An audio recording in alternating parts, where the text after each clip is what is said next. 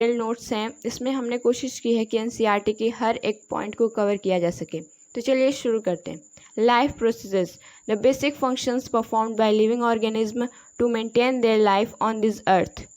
वो basic functions जो किसी भी लिविंग ऑर्गेनिज्म द्वारा परफॉर्म किए जाते हैं अपनी लाइफ को मेंटेन रखने के लिए, जैसे न्यूट्रिशन, रेस्पिरेशन, ट्रांसपिरेशन, एक्सक्रिएशन। ये चारों प्रोसेस बहुत इंपॉर्टेंट है। अगर इन चारों में से कोई भी एक प्रोसेस नहीं होगी तो कोई भी लिविंग ऑर्गेनिज्म लिविंग नहीं रह पाएगा। इन चारों प्रोसेस को हम बारी बारी से डिटेल में पढ़ने वाले हैं। पहली प्रोसेस है nutrition. The process of intake of nutrient by an organism as well as utilisation of the nutrient is called nutrition. वो प्रोसेस जिससे कोई ऑर्गेनिज्म न्यूट्रिएंट को इंटेक करता है। न्यूट्रिएंट यानी carbohydrate, protein, fat, mineral, vitamin and water, या food भी कह सकते हैं। वो प्रोसेस जिससे कोई ऑर्गेनिज्म फूड इंटेक करता है और उसका यूटिलाइजेशन करता है, उस प्रोसेस को न्यूट्रिशन बोला जाता है। अलग अलग ऑर्गेनिज्म अलग अलग तरीके से अपना फूड इंटेक करते हैं। इसी पे इनको दो पार्ट्स में कैटेगराइज किया गया है। पहला है ऑटोट्रॉफिक न्यूट्रिशन और दूसरा हेटेरोट्रॉफिक न्यूट्रिशन।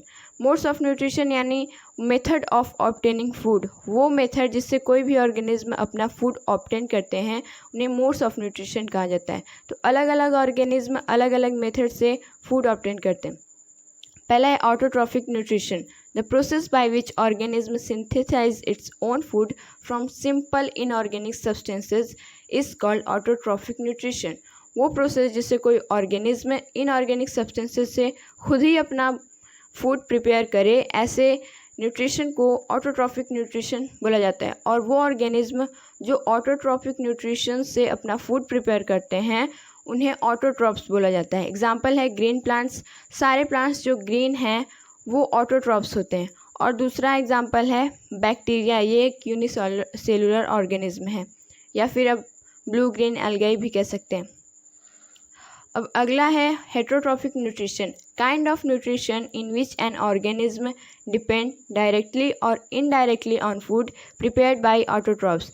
ऐसा न्यूट्रिशन जिसमें कोई ऑर्गेनिज्म ऑटोट्रॉप्स द्वारा बनाए गए फूड्स पर डायरेक्टली या फिर इनडायरेक्टली डिपेंडेंट हो, ऐसे न्यूट्रिशन को हेटेरोट्रॉफिक न्यूट्रिशन कहते हैं।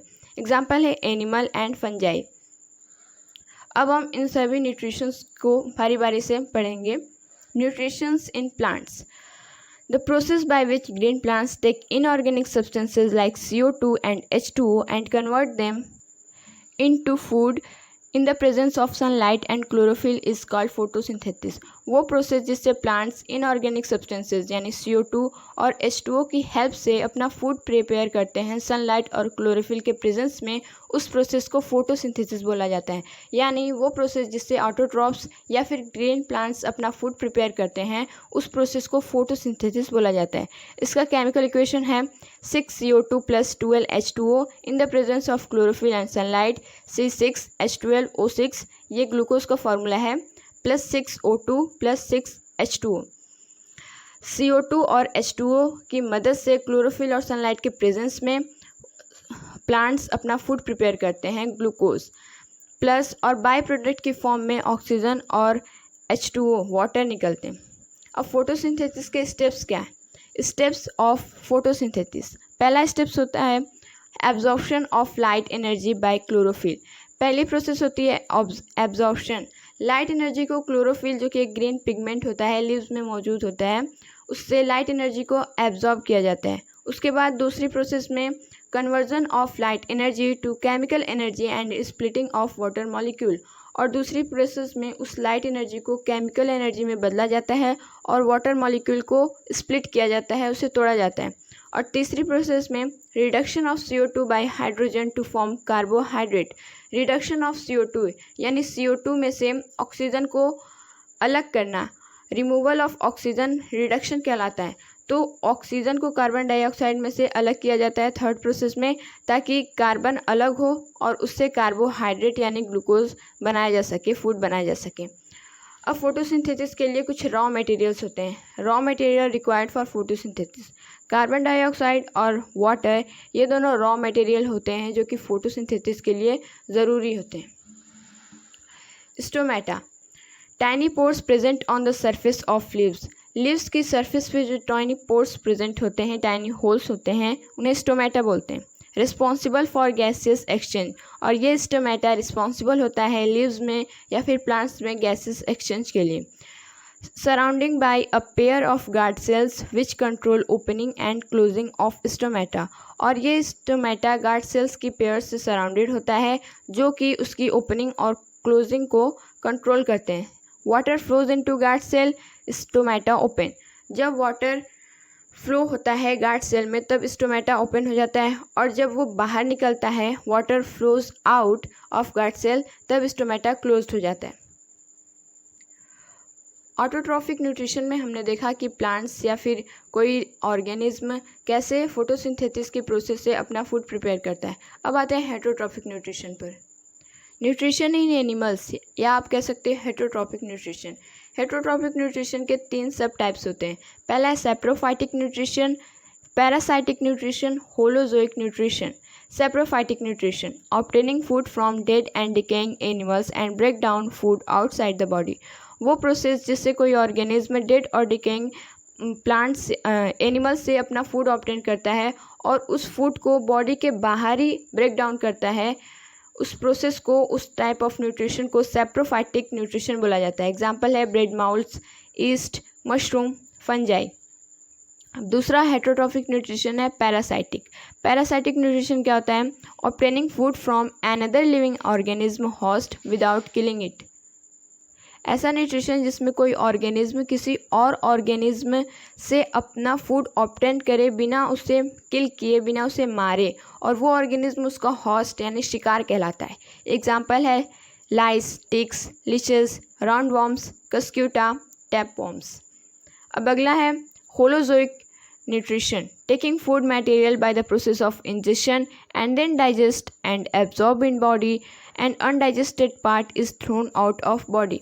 वो न्यूट्रिशन जिसमें फूड को एक सिस्टमेटिक तरीके से इंजेस्ट किया जाता है, उसे डाइजेस्ट किया जाता है। जैसे taking food material by the process of ingestion, food को इंजेशन की प्रोसेस से इंटेक करना, फिर उसे बॉडी के अंदर डाइजेस्ट करना, फिर उसके बाद उस फूड को एब्जॉर्ब करना, और जो अनडाइजेस्टेड अनएब्जॉर्ब फूड हैं उसे थ्रोन आउट करना। ऐसा टाइप ऑफ न्यूट्रिशन जिसमें ऐसी प्रोसेस से कोई ऑर्गेनिज्म अपना फूड ऑब्टेन करता है, ऐसे न्यूट्रिशन को होलोजोइक न्यूट्रिशन कहते हैं। Example human beings holozoic nutrition show करते हैं। Most animals, amoeba and paramecium. Nutrition in amoeba. Amoeba एक यूनिसेलुलर ऑर्गेनिज्म है। इसमें हर एक प्रोसेस एक ही सेल के द्वारा परफॉर्म की जाती है, चाहे रेस्पिरेशन हो, इंजेशन न्यूट्रिशन हो या फिर ट्रांसपोर्टेशन हो, सब एक ही सेल से परफॉर्म की जाती है। Nutrition in amoeba. Ingestion, amoeba take in food by using temporary finger like extension called pseudopodia. Amoeba food को एक टेम्परेरी फिंगर लाइक एक्सटेंशन से इंटेक करते हैं, जिसे स्यूडोफोडिया बोला जाता है। Pseudopodia fuse over food particle forming a food vacuole, और ये स्यूडोफोडिया फूड पार्टिकल के ऊपर फ्यूज ओवर हो जाता है और एक फूड वैक्यूल बना लेता है। उसके बाद सेकेंड प्रोसेस स्टार्ट होती है digestion. Various enzymes from cytoplasm enter into food vacuole and breaks down complex into simple sugar. और दूसरी प्रोसेस में होता ये है कि जब फूड वैक्यूल में फूड को भर लिया जाता है तब साइटोप्लाज्म से कई एंजाइम्स निकलते हैं जो फूड वैक्यूल में मौजूद फूड को ब्रेक डाउन करते हैं, सिंपल फूड में कन्वर्ट करते हैं। उसके बाद थर्ड प्रोसेस स्टार्ट होती है absorption. Simple soluble food is absorb by cytoplasm bye the process of diffusion. उसके बाद जो फूड डाइजेस्ट कर लिया जाता है उसके बाद उसकी एब्जॉर्प्शन की प्रोसेस स्टार्ट होती है, और इसी प्रोसेस के द्वारा फूड को एब्जॉर्ब कर लिया जाता है साइटोप्लाज्म में डिफ्यूज़न की प्रोसेस के थ्रू। उसके बाद लास्ट प्रोसेस होती है egestion. Remaining undigested food it moves out to the surface of cell and thrown out by the cell membrane. अब उसके बाद जो अनएब्जॉर्ब्ड अनडाइजेस्टेड फूड होते हैं उन्हें सेल मेम्ब्रेन की हेल्प से बॉडी से आउट कर लिया जाता है। अब हम इसे एक डायग्राम से समझते हैं। पहले ये अमीबा, ये उसका न्यूक्लियस, ये कोई फूड पार्टिकल उसकी तरफ आ रहा है। अब जब फूड पार्टिकल उसकी तरफ आता है, अमीबा की तरफ आता है, तो ये अमीबा फिंगर लाइक एक्सटेंशन बना लेता है जिसे हम स्यूडोफोडिया बोलते हैं। स्यूडोफोडिया उसके बाद फूड पार्टिकल के ऊपर फ्यूज़ हो जाता है और फूड वैक्यूल बना लेता है। फिर चौथी प्रोसेस में फूड वैक्यूल में डाइजेस्टेड एंजाइम्स इंटर होते हैं और उस कॉम्प्लेक्स फूड को सिंपल फूड में कन्वर्ट करते हैं। और जब सिंपल फूड में ये कन्वर्ट हो जाता है उसके बाद एब्जॉर्प्शन की प्रोसेस स्टार्ट होती है और साइटोप्लाज्म में ये एब्जॉर्ब कर लिया जाता है डाइजेस्टेड फूड को। उसके बाद एब्जॉर्प्शन के बाद एक और प्रोसेस होती है जिसे हम एसिमिलेशन बोलते हैं। एसिमिलेशन मतलब यूटिलाइजेशन ऑफ फूड। जितना फूड एब्जॉर्ब किया जाता है उसकी मदद से अमीबा को डेवलप करने में हेल्प की जाती है, उसकी ग्रोथ में हेल्प की जाती है। और उसके बाद छठा प्रोसेस सेल मेम्ब्रेन के थ्रू अनडाइजेस्टेड फूड को आउट कर लिया जाता है। पहली प्रोसेस होती है इंजेशन, दूसरी है डाइजेशन और तीसरी एब्जॉर्प्शन, चौथी एसिमिलेशन और लास्ट प्रोसेस होती है इंजेशन की। अब आते हैं न्यूट्रिशन इन पैरामीशियम पे। पैरामीशियम भी एक यूनिसेलुलर ऑर्गेनिज्म है। इसमें भी सारी प्रोसेसेस एक ही सेल द्वारा परफॉर्म की जाती हैं। Paramecium unicellular organism. Cell has a definite shape and food is taken in at a specific spot by the movement of cilia which cover the entire surface of cell. जैसा nutrition हमें amoeba में देखने को मिलता है वैसा ही same nutrition paramecium में भी होता है, बस इसमें कुछ चेंजिंग होती हैं। पैरामीशियम का एक डिफिनिट शेप होता है जबकि अमीबा का कोई भी डिफिनिट शेप नहीं होता। पैरामीशियम में फूड को इंजेस्ट करने के लिए एक डिफिनिट ऑर्गन होता है, एक डिफिनिट शेप होता है माउथ। और पैरामीशियम के चारों तरफ एक हेयर लाइक स्ट्रक्चर होता है जिसे सीलिया बोला जाता है। और इसी सीलिया की मूवमेंट के थ्रू फूड को इस स्पॉट तक, इस माउथ तक पहुंचाया जाता है ताकि पैरामीशियम फूड को इंजेस्ट कर सके। और जब फूड इंजेस्ट हो जाता है तो उसके बाद वो सारी प्रोसेस होती हैं जो कि अमीबा में हुई थी। अब आते हैं ह्यूमन बींग्स की न्यूट्रिशन पे। न्यूट्रिशन इन ह्यूमन बींग्स या फिर आप एनिमल्स बोल सकते हैं, ये मल्टी सेलुलर ऑर्गेनिज्म होते हैं। इनका स्ट्रक्चर काफ़ी कॉम्प्लेक्स होता है। ह्यूमन बींग्स या फिर एनिमल्स में जो मल्टी सेलुलर ऑर्गेनिज्म होते हैं उसमें हर एक चीज़ के लिए एक स्पेसिफिक सिस्टम होता है। जैसे रेस्पिरेशन के लिए रेस्पिरेटरी ट्रैक होता है, डाइजेशन के लिए डाइजेस्टिव ट्रैक होता है। ऐसे ही आप हर चीज़ों के लिए एक सिस्टमेटिक वे होता है। न्यूट्रिशन इन ह्यूमन बींग्स, पहला है माउथ। ह्यूमन बींग्स में न्यूट्रिशन की प्रोसेस माउथ से स्टार्ट होती है। Mouth, food is ingested through mouth.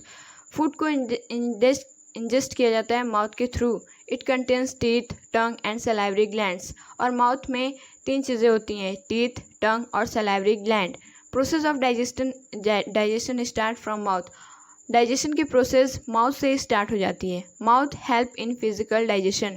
Mouth physical digestion में हेल्प करता है। अब हम देखते हैं कि टीथ, टंग और सलाइवरी ग्लैंड के फंक्शंस क्या होते हैं। टीथ का फंक्शन होता है teeth crushes and break down food into simpler pieces. Teeth food को छोटे छोटे टुकड़ों में, छोटे छोटे पीसेज में ब्रेक डाउन करता है। और दूसरा है tongue. Tongue help in mixing of saliva in food. Tongue saliva को मिक्स करने में, फूड में मिक्स करने में हेल्प करता है ताकि फूड गीला हो जाए और उसे निगलने में आसानी हो। तीसरा है salivary gland. Salivary gland secrete saliva which contains salivary amylase which digest starch present in food into simple sugar. Salivary gland saliva secrete करता है जिसमें कि एक एंजाइम होती है जिसे हम सलाइवरी एमिलेज बोलते हैं। ये स्टार्च को सिंपल शुगर में डाइजेस्ट करती है, कन्वर्ट करती है। और इसी तरह से सलाइवरी ग्लैंड केमिकल डाइजेशन में हेल्प करती है। सलाइवरी, ये स्टार्च है, जब इससे सलाइवरी एमिलेज पास होता है तो ये उसको ब्रेक डाउन करके उसको सिंपल शुगर में कन्वर्ट कर देती है। उसके बाद सेकेंड ऑर्गन है इसोफेगस। माउथ में फूड को क्रश करने के बाद, उससे स्टार्च को सिंपल शुगर में कन्वर्ट करने के बाद वो इसोफेगस के थ्रू स्टमक में जाता है। इसोफेगस को हम फूड पाइप भी बोलते हैं।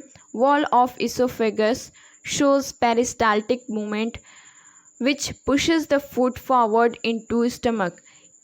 इसोफेगस की वॉल्स एक मूवमेंट शो करती हैं जिसे हम पेरिस्टाल्टिक मूवमेंट कहते हैं। ये एक रिदमिक कॉन्ट्रैक्शन और रिलैक्सेशन होती है मसल्स का। इसी की मूवमेंट की हेल्प से फूड को पुश किया जाता है ताकि वो स्टमक तक पहुंच सके। इसोफेगस का फंक्शन क्या होता है? Carries food from mouth to stomach. इसका सिर्फ ये फंक्शन होता है कि ये फूड को माउथ से स्टमक तक पहुंचाता है। उसके बाद थर्ड ऑर्गन आता है डाइजेशन में, स्टमक जे शेप्ड ऑर्गन है, एक large muscular organ present on left side of abdomen. It is of J-shaped. It can expand when food enters in it. Food is churned in stomach for about 3 hours. Stomach एक large muscular organ है जो abdomen के left side में present होता है और ये जे shaped का होता है। ये जब इसमें फूड इंटर करता है तो इसमें इतनी एबिलिटी होती है कि ये एक्सपेंड कर जाए और ज़्यादा से ज़्यादा फूड स्टमक में आ सके। फूड स्टमक में लगभग 3 घंटे के लिए ब्रेक डाउन होता रहता है। स्टमक की वॉल्स में कुछ ग्लैंड्स मौजूद होते हैं जो कि गैस्ट्रिक जूस रिलीज़ करते हैं। Glands present in the wall of stomach secrete gastric juice. Gastric juice में 3 चीज़ें होती हैं, HCl, पेप्सिन और म्यूकस। इन दोनों को क्या क्या फंक्शंस होते हैं? पहला है hydrochloric acid HCl, make medium acidic which regulates action of enzyme pepsin. ये हाइड्रोक्लोरिक एसिड फूड के मीडियम को एसिडिक बनाता है ताकि पेप्सिन एक एंजाइम होता है जो कि सिर्फ एसिडिक मीडियम में ही काम करता है। तो ये HCl फूड को एसिडिक बनाता है ताकि उस पर पेप्सिन अपना काम कर सके। और दूसरा फंक्शन होता है हाइड्रोक्लोरिक एसिड का, किल bacteria which may enter in the stomach by food.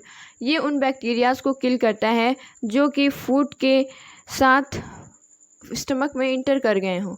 अब दूसरा है पेप्सिन। पेप्सिन का यही वर्क होता है कि प्रोटीन को डाइजेस्ट करने में हेल्प करता है। अब तीसरा है mucus, protect the inner lining of stomach from the action of acid under normal condition. Mucus का फंक्शन ये होता है कि ये स्टमक की इनर लाइनिंग को प्रोटेक्ट करता है HCl के एक्शन से। HCl हाइड्रोक्लोरिक एसिड होती है जो कि हार्मफुल हो सकती है स्टमक के लिए, इससे स्टमक में अल्सर्स भी आ सकते हैं। तो म्यूकस एक तरह का स्टिकी पार्टिकल होता है जो कि इनर लाइनिंग को प्रोटेक्ट करने में हेल्प करता है HCl की एक्शन से। फूड स्टमक में कुछ घंटों के लिए चर्न आउट होते हैं, तोड़े जाते हैं, फिर उसके बाद ये स्मॉल इंटेस्टाइन में जाते हैं। The exit of food in small intestine is regulated by sphincter muscle which releases it in small amount. और ये फूड स्मॉल इंटेस्टाइन में एक स्फिंक्टर मसल के थ्रू जाते हैं जिससे फूड कम अमाउंट में धीरे धीरे स्मॉल इंटेस्टाइन में जा सके। Small intestine is the longest portion of alimentary canal. Small intestine alimentary canal का longest portion होता है। क्या होता है alimentary canal? Alimentary canal एक long tube होता है जो माउथ से शुरू होकर एनस तक जाता है। ये लगभग 9 मीटर लंबा होता है। डाइजेशन या फिर न्यूट्रिशन की सभी प्रोसेसेस इसी में होती हैं। पहले आता है माउथ के बाद फूड जाता है इसोफेगस में, इसोफेगस के बाद स्टमक में, स्टमक के बाद जाता है स्मॉल इंटेस्टाइन में, उसके बाद लार्ज इंटेस्टाइन में, फिर रेक्टम में, फिर एनस में। ये जो पूरा आप रेड कलर का देख रहे हैं ये एलिमेंट्री कैनाल है। इसी में फूड डाइजेस्ट किया जाता है, इसमें ही कंप्लीट न्यूट्रिशन होता है। ठीक, तो स्मॉल इंटेस्टाइन लगभग 6.5 मीटर की होती है और एलिमेंट्री कैनाल 9 मीटर की होती है। तो इसमें सबसे लंबा पोर्शन स्मॉल इंटेस्टाइन होता है जो कि 6.5 मीटर की होती है। Small intestine is the site of complete digestion and maximum absorption. Small intestine को कंप्लीट डाइजेशन और मैक्सिमम एब्जॉर्प्शन का साइट बोला जाता है।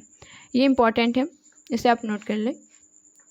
Small intestine receive secretion of 2 glands, liver and pancreas. Small intestine में 2 ग्लैंड्स का सेक्रेशन मिलता है, लीवर और पेनक्रियाज का। लीवर हमारी बॉडी का लार्जेस्ट ग्लैंड होता है। Liver secrete bile juice and bile salt. Liver bile juice secrete करता है जो कि गाल ब्लैडर इसमें स्टोर होता है, ये ग्रीन कलर का होता है। बाइल में कोई भी एंजाइम नहीं होता है। फंक्शन क्या होता है बाइल जूस का? लीवर बाइल सेक्रेट करता है जिसमें बाइल जूस और बाइल साल्ट होता है। इन दोनों का क्या क्या फंक्शन है? Bile juice make medium alkaline so that pancreatic enzyme can act on it. Bile juice medium को, फूड के मीडियम को एल्कलीन यानी बेसिक बनाता है ताकि उसमें पैनक्रियाटिक एंजाइम काम कर सके। जैसे हमने स्टमक के केस में देखा था कि उसमें HCl फूड को एसिडिक बना रहा था ताकि उस पर पेप्सिन काम कर सके, ऐसे इसमें बाइल जूस फूड के मीडियम को बेसिक बनाता है ताकि उस पर पैनक्रियाटिक एंजाइम काम कर सके। पैनक्रियाटिक एंजाइम सिर्फ बेसिक मीडियम में ही काम करता है। अब दूसरा है बाइल साल्ट। बाइल साल्ट का फंक्शन क्या होता है? Bile salt help in emulsification of fat which make digestion of fat easy. Bile salt fat के इमल्सिफिकेशन यानी फैट को ब्रेक डाउन करता है जो कि डाइजेशन की प्रोसेस को आसान बनाता है। उसके बाद दूसरा ग्लैंड है pancreas. Pancreas secretes pancreatic juice. Pancreas pancreatic juice secrete करता है जिसमें 3 चीज़ें होती हैं, ट्रिप्सिन, एमिलेज, लिपेज। ट्रिप्सिन का फंक्शन ये होता है कि ये प्रोटीन को डाइजेस्ट करता है, एमिलेज स्टार्च को डाइजेस्ट करता है और लिपेज लिपिड यानी फैट को डाइजेस्ट करता है। Walls of small intestine contain intestinal glands which secrete intestinal juice. अब स्मॉल इंटेस्टाइन 2 ग्लैंड्स की सेक्रेशन तो लेता ही है जैसे लीवर और पैनक्रियाज की, साथ में स्मॉल इंटेस्टाइन की वॉल्स भी कुछ एंजाइम्स कुछ जूस सेक्रेट करते हैं जो कि डाइजेशन की प्रोसेस को आसान बनाता है। और हम जानते हैं कि digestion, complete digestion small intestine में ही होता है। तो स्मॉल इंटेस्टाइन में कंप्लीट डाइजेशन इसीलिए होता है क्योंकि इससे कई ग्लैंड्स या से सेक्रेशन मिलता है एंजाइम्स का, और इसकी वॉल्स में भी कुछ इंटेस्टिनल ग्लैंड्स मौजूद होते हैं जो कि इंटेस्टिनल जूस सेक्रेट करते हैं जो कि डाइजेशन की प्रोसेस को आसान बनाते हैं। Intestinal juice contain enzymes which convert. Intestinal juice में जो एंजाइम्स होते हैं वो इन चीज़ों को इसमें कन्वर्ट करते हैं, जैसे प्रोटीन को ये अमीनो एसिड में कन्वर्ट करते हैं, कॉम्प्लेक्स कार्बोहाइड्रेट को ग्लूकोज में, फैट्स को फैटी एसिड और ग्लिसरॉल में। ये जो हैं ये तीनों ये एंड प्रोडक्ट होते हैं। ये फूड को डाइजेस्ट करने के बाद हमें ये तीनों एंड प्रोडक्ट मिलते हैं। अब इनका क्या होता है? Process of absorption start in small intestine. ये तीनों चीज़ें बॉडी के द्वारा एब्जॉर्ब कर ली जाती हैं। Process of absorption starts in small intestine, और ये एब्जॉर्प्शन की प्रोसेस भी स्मॉल इंटेस्टाइन से ही शुरू होती है। The end product of food taken up by wall of intestine and transfer it into blood. और ये जो एंड प्रोडक्ट होते हैं इन्हें इंटेस्टिनल वॉल, स्मॉल इंटेस्टाइन की वॉल्स से ले ली जाती है और इसको ब्लड में ट्रांसफ़र किया जाता है। और इसी प्रोसेस को, जिससे फूड के एंड प्रोडक्ट को ब्लड में ट्रांसफ़र किया जाता है, उस प्रोसेस को एब्जॉर्प्शन बोलते हैं। The inner wall of small intestine has million of tiny finger-like projection called villi. It increased the surface area of absorption. अब स्मॉल इंटेस्टाइन में एब्जॉर्प्शन होता कैसे है? ये होता है एक विली फिंगर लाइक प्रोजेक्शन की मदद से। स्मॉल इंटेस्टाइन में करोड़ लाखों मिलियंस में विलाई प्रेजेंट होते हैं जो कि एब्जॉर्प्शन के लिए सरफेस एरिया को बढ़ाते हैं। ये कुछ ऐसे शेप के होते हैं।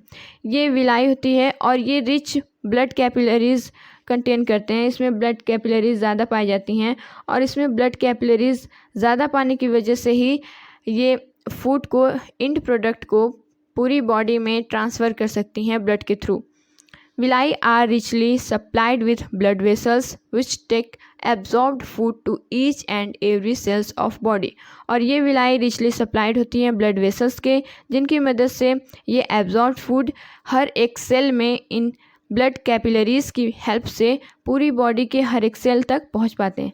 और उसके बाद हमारा लास्ट ऑर्गन आता है न्यूट्रिशन की प्रोसेस में, डाइजेशन की प्रोसेस में, large intestine. Undigested and unabsorbed food is sent in it where water and mineral are absorbed.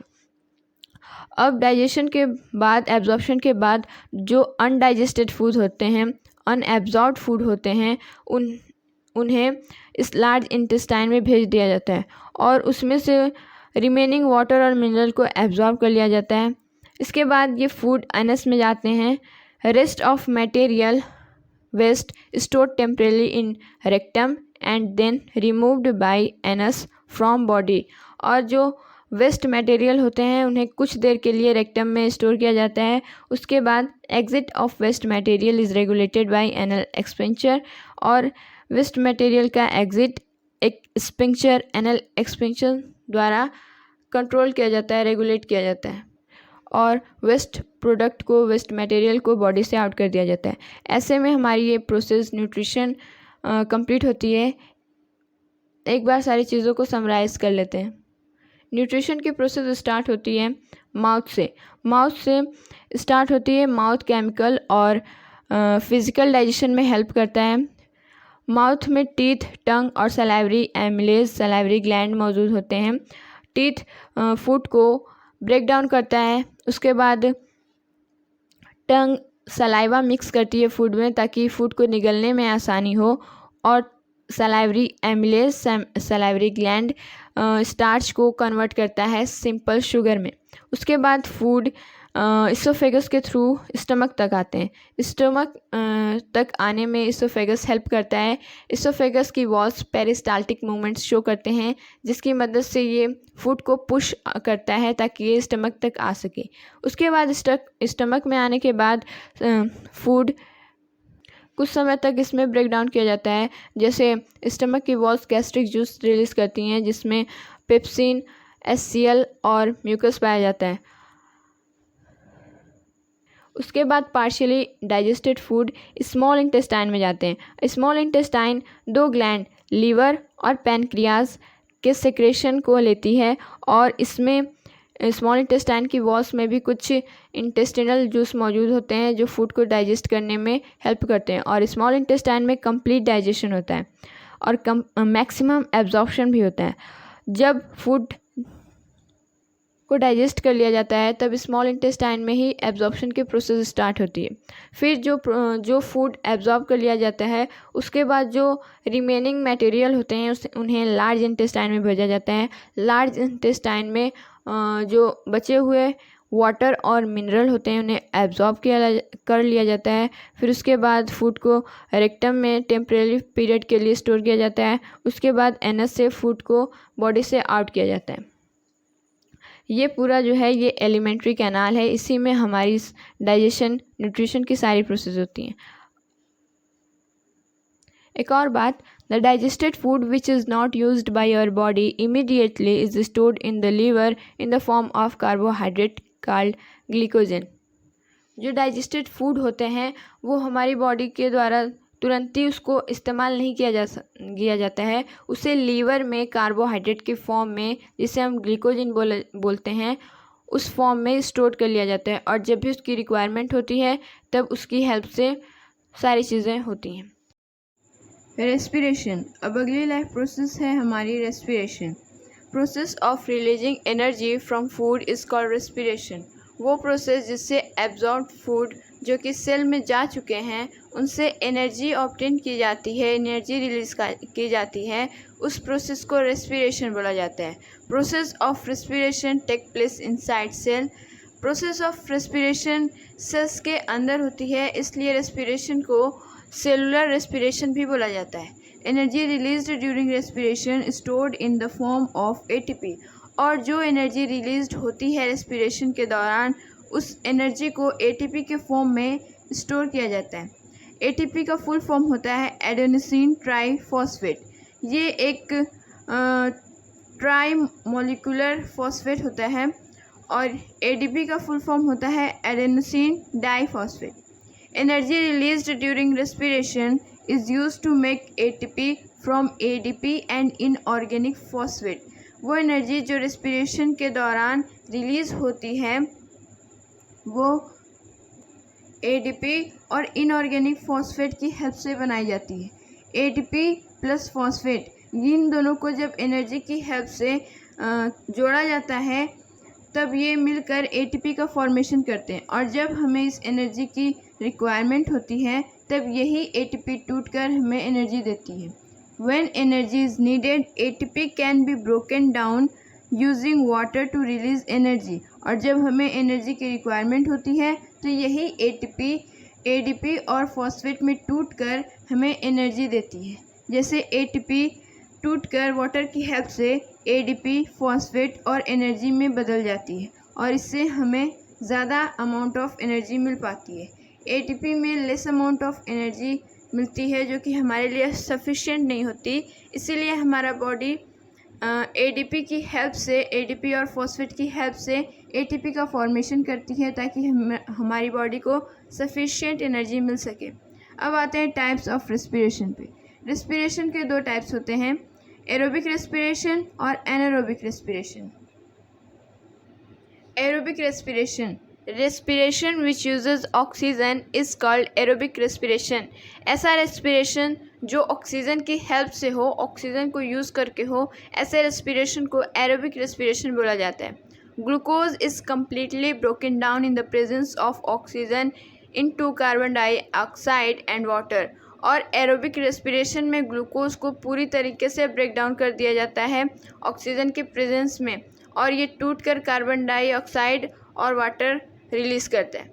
जैसे ग्लूकोज है, एक 6 कार्बन मॉलिक्यूल है। ऑक्सीजन के प्रेजेंस में ये सेल के साइटोप्लाज्म में पाइरुवेट में टूट जाता है जो कि एक 3 कार्बन मॉलिक्यूल होता है। पाइरुवेट में टूटने के बाद ये ऑक्सीजन के प्रेजेंस में हमारे सेल्स के माइटोकॉन्ड्रिया में फर्दर डिवाइड होके कार्बन डाइऑक्साइड, वाटर और एनर्जी में ब्रेक डाउन हो जाता है और इससे हमें एनर्जी मिलती है। एक बार में 38 ATP मॉलिक्यूल रिलीज होते हैं, ये बात याद रखिएगा। Most organism carry out aerobic respiration, example human, most animals, earthworm, fish etcetera. और ज़्यादा से ज़्यादा ऑर्गेनिज्म एरोबिक रेस्पिरेशन ही शो करते हैं, जैसे human beings, most animals, earthworms, fish etcetera. अब आते हैं एनारोबिक रेस्पिरेशन पे। Anaerobic respiration, respiration which take place without oxygen is called anaerobic respiration। ऐसा respiration जो ऑक्सीजन के बगैर हो, ऐसे respiration को anaerobic respiration बोला जाता है। ये 2 केसेस में देखने को मिलती हैं। पहला, ये ईस्ट में anaerobic respiration होता है और हमारी मसल सेल भी कभी कभी anaerobically रेस्पायर करने लगती हैं। पहला है ईस्ट में, micro organism like east break down glucose into ethanol and carbon dioxide and release energy। East एक माइक्रो ऑर्गेनिज्म होता है जो कि ग्लूकोज को ब्रेक डाउन करता है एथेनॉल में और कार्बन डाइऑक्साइड में, और इससे वो एनर्जी रिलीज़ करता है। जैसे ग्लूकोज एक 6 कार्बन मॉलिक्यूल होता है, ये साइटोप्लाज्म में टूटकर पाइरुवेट में कन्वर्ट होता है।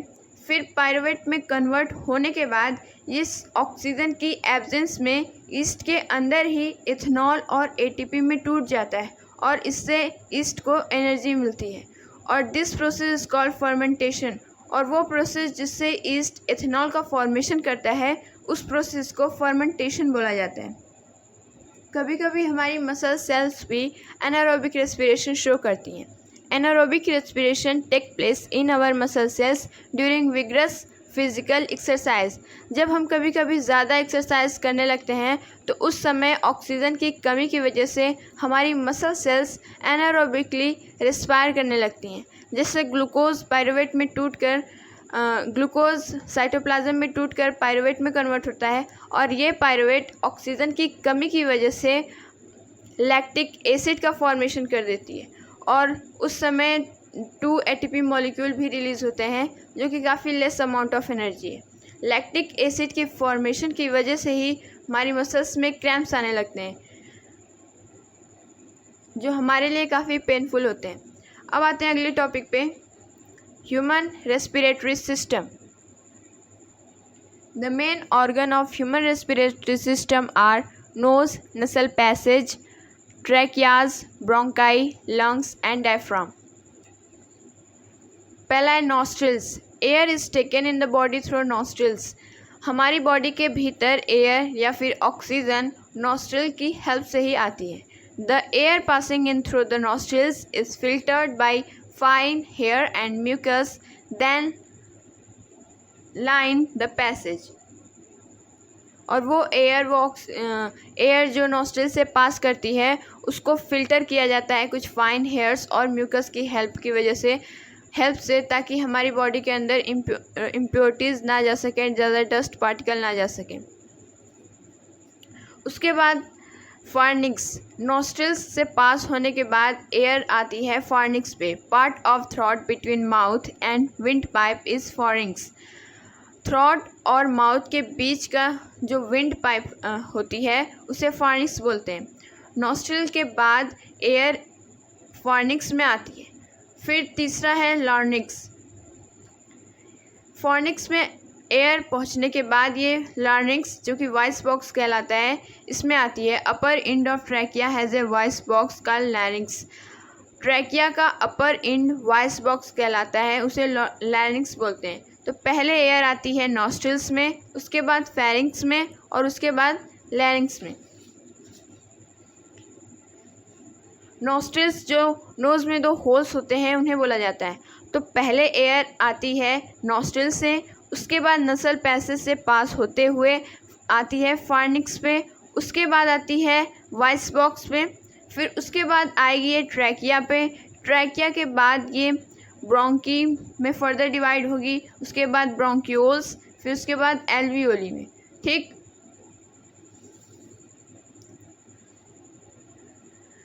Trachea, it is a tube which is commonly called wind pipe. Trachea एक तरह का ट्यूब होता है जिसे हम विंड पाइप भी बोलते हैं। It is composed of ring of cartilage which prevent the collapse of trachea in the absence of air. ये रिंग ऑफ कार्टिलेज की बनी होती है जो कि ट्रैकिया को कोलैप्स होने से बचाता है जब ट्रैकिया में एयर नहीं होती है।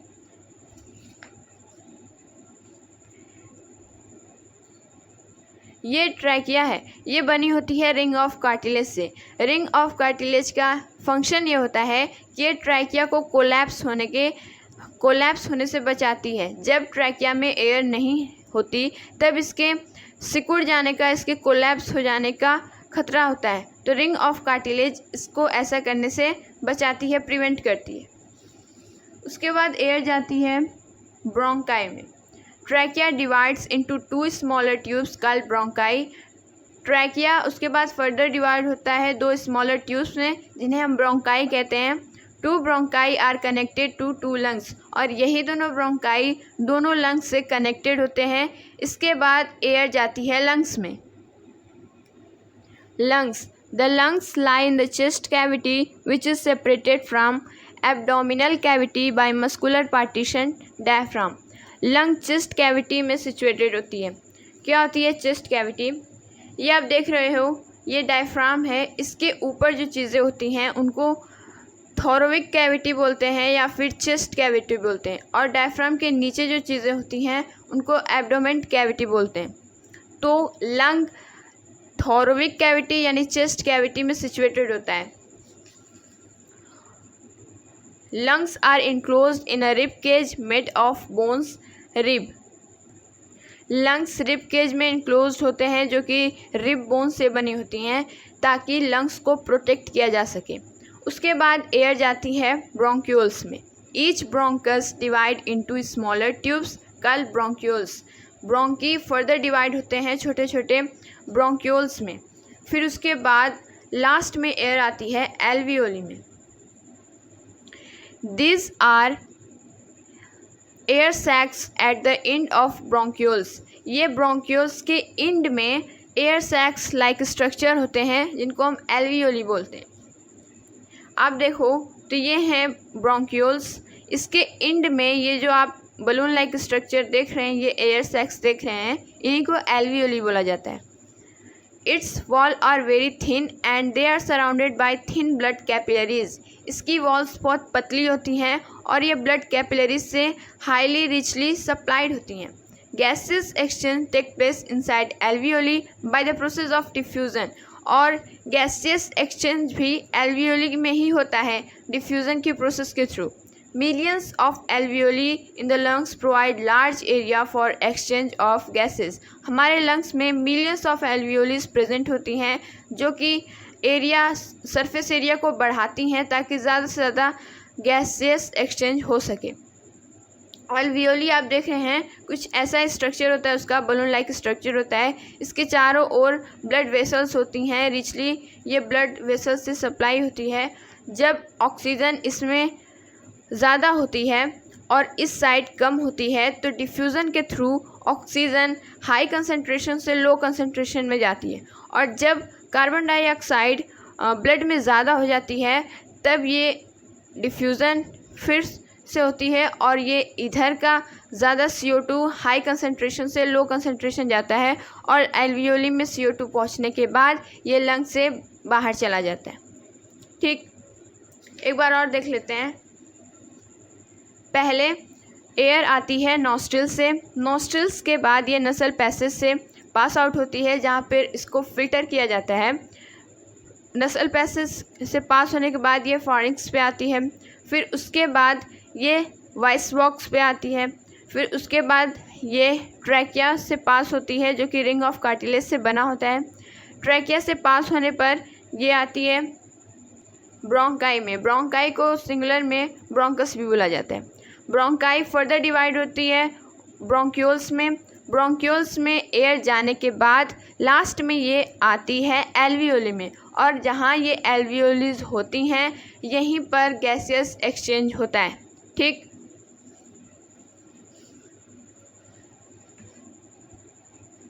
अब आगे बढ़ते हैं। Mechanism of breathing. बहुत लोगों को ब्रीथिंग और रेस्पिरेशन में काफ़ी कन्फ्यूज़न होती है। रेस्पिरेशन उसे कहा जाता है जिस प्रोसेस से फूड से एनर्जी रिलीज़ की जाती है, और ब्रीदिंग सिर्फ इन्हेलेशन ऑफ ऑक्सीजन और एक्सेलेशन ऑफ कार्बन डाइऑक्साइड को कहा जाता है। ये बहुत सिंपल प्रोसेस होती है।